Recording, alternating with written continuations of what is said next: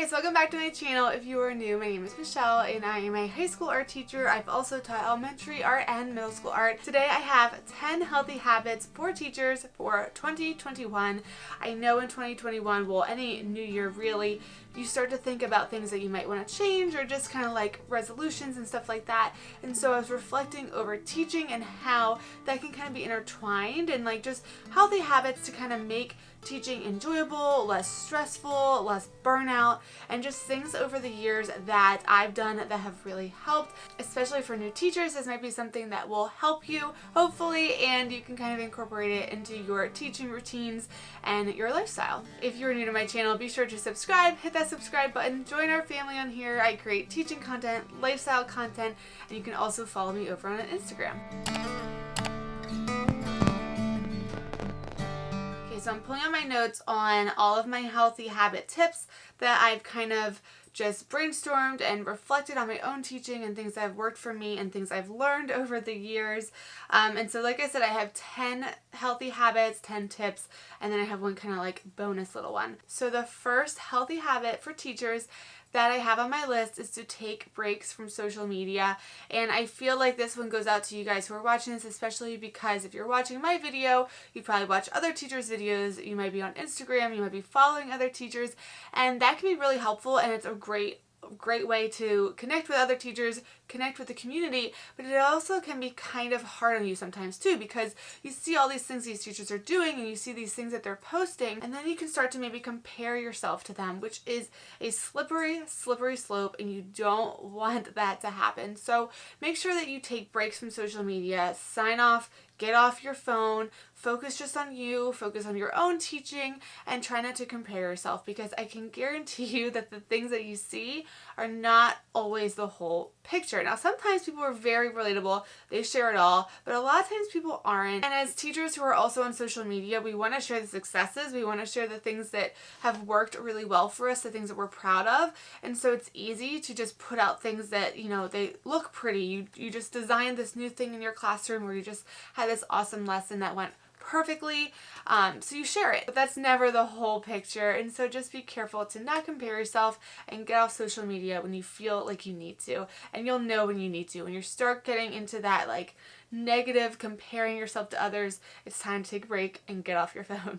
My second tip is a way to boost your positivity in especially such a hard teaching situation we are in now. I've had to do this, and it's no matter what, no matter what happens during the day, if you have a really bad day, a habit to get into is to choose one good thing that happened that day. I guarantee you, amongst all of the nitty-gritty of the day of teaching, there is always at least one thing that is really good that happened to you that day, and then that will kind of shift your brain into start thinking more positively. You can just focus on that good thing, and it's just a nice way to like not get into that negative mindset that sometimes a bad day or challenging day can do.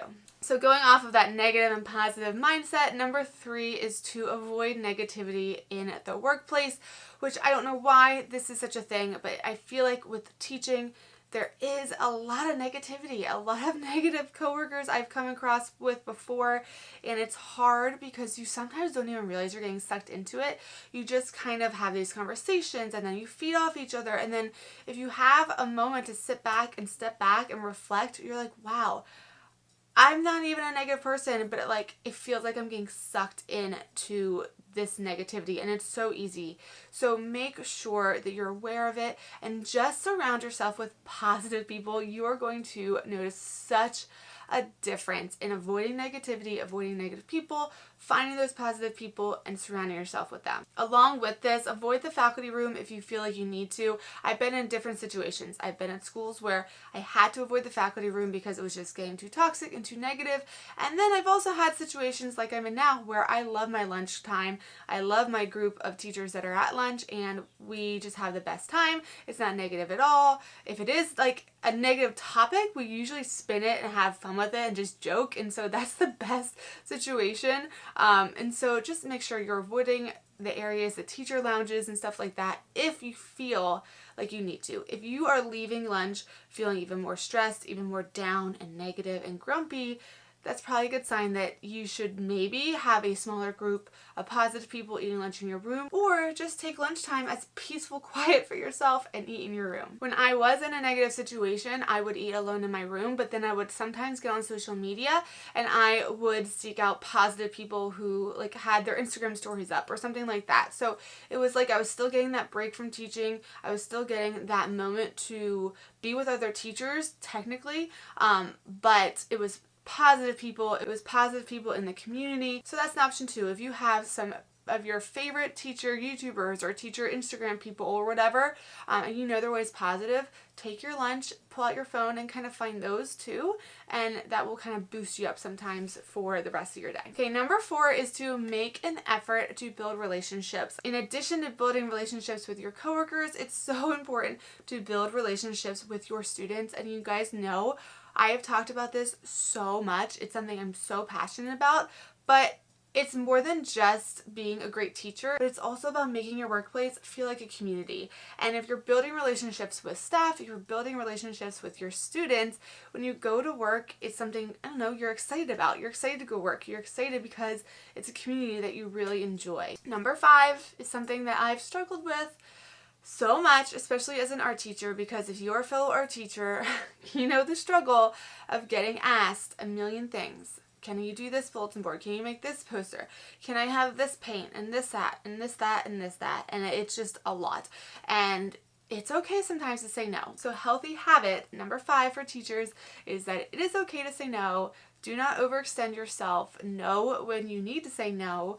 And don't take on too much. Especially as a first-year teacher, looking back, I wanted to do everything. I wanted to say yes to everything, and I still am kind of like that. It's just because I do like to be involved. I like to be involved in all the things going on, but it's easy to overextend yourself then. It is okay to say no. People won't be mad at you, and if they are, those aren't the kind of people that you should be caring about anyway. So I think as long as you're kind about it, just say, I don't have time for that right now, or I'd love to, but I just simply can't fit it into my to-do list at the moment. They should be understanding and respect that. Okay, number 6 is to get yourself a notebook. Get yourself a million notebooks. And whenever you have a million things going on in your brain, jot it down. Just write them all down. It will feel so good. It will feel like you're getting everything out of your head and just onto the piece of paper.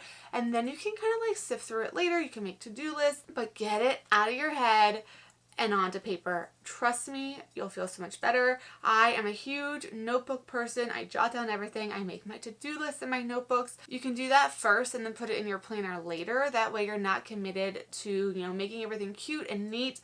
You can scratch things off. You can make notes, and it's just like your messy brainstorm notebook. That's what every teacher needs. And then going off of the notebook, number 7 is to make daily to-do lists, but then also be okay with moving some things from your to-do list to the next day. So what I do is I will make a daily to-do list every single day. I have one for my work and then I have one for my personal life. And I usually have a few, like 3, I would say, priorities. The top 3 priorities that I want to get done at work, the top 3 priorities that I want to get done at home, and then the rest, if I don't get it done, it's okay, and I just move it to the next day. And that has really, really helped me. So make that brainstorm list and then tackle it with some to-do lists. I use notebooks for that too. You can use whatever works best for you. Sometimes I'll use my phone. I'll use Google Keep. But to-do lists are your best friend, and it's a great way to check things off, and it feels so good when you do. Okay, number 8 is going to be a hard one to hear for so many, because I don't know why this necessarily started in the teaching community, in teaching as a profession in general, but it seems to be just accepted that teachers put hours and hours and hours of time outside of contract time into their profession. And it's so easy to do, I think, because it's not just like a job for us. Like, let's be honest, okay? It's not just a job for us. We don't go there just to get a paycheck. We are passionate about our profession, which not all professions are. And so I think that's why it's so easy for us teachers to put in hours and hours of time, because really we do enjoy it too. It's something that brings us joy and we're passionate about. And so sometimes you can get lost in your work and you spend hours and hours and hours outside contract time. And so number 8 is stick to your contract time as best as you possibly can. And I say that best as you possibly can because I know that there's going to be times where you have to stay after or get there a little early. There's always a little exception. I guess what I'm saying is, please, for your own sanity, for your own health, don't stay hours and hours into the night. Don't be spending your whole weekend focused on teaching. You need to focus on other parts of your well-being too, your family, your self-care, all of that stuff, because that's going to help you be a better teacher. You have to have that balance. And if you're there after school until 8 p.m., if you're there all weekend, if you're lesson planning all day on Sunday, then you'll tend to get burnt out. So it's one thing to have a couple hours on Sunday where you're planning. That way it makes the rest of your week less stressful versus spending your entire Sunday planning and focus on school. Like, give yourself that break. Allow yourself to enjoy other parts of your life. So even though as teachers are so passionate about our job and we love our career so much, it is still a job, and there's a lot more parts of our life and that we should be living. And so if you can create this healthy habit to try to stick to contract time as best as possible, I don't think you'll regret it. I think you'll feel more rejuvenated and ready for the next day. Now, with that being said though, you don't want to be leaving work and not being ready for the next day. So number 9 is take steps to set yourself up for success. So a healthy habit for this one would be being organized, making sure that your space in your classroom is organized. That way, when you go to grab for something, you know exactly where it is, you're not wasting any time, and it's just setting yourself up for success. Another way to do that is managing your time wisely, doing a little bit each day to prepare for the following week. Do your copies on one day, prep your lessons on the other day, prep your supplies, whatever it is. But by doing a little bit every day and making sure you're really utilizing that planning time, you're going to set yourself up for success. All right, my 10th tip for healthy habits for teachers is to take care of your health. And what I mean by that is get yourself sleep. I know we joke about coffee and loving coffee so much as teachers, but coffee is not a substitute for sleep. You still need your sleep. Get yourself to bed, get a full night's rest. You will feel so much better in the morning. There might be situations in teaching that would totally just unravel you if you didn't have enough sleep. However, if you got enough sleep the night before, you're probably going to handle that situation way differently. Another thing is to drink a lot of water, which, yes, that can be difficult, especially when teaching in person. I know a lot of us are virtual right now, but yes, drinking a lot of water and teaching in person can be hard because you can't always run to the bathroom. Trust me, your body does get used to it. You don't have to run to the bathroom every 2 seconds once you start doing it more and more. So get that water intake in. I promise you it will make you feel a lot better. Okay, and then I have like a bonus one. I don't know if this is necessarily a healthy habit, but it was just something that I had to say. Maybe it's more like a tip. I don't really know. But it's basically that remember that teaching in general, especially for first-year teachers, but anyone really, teaching in general is a learning experience.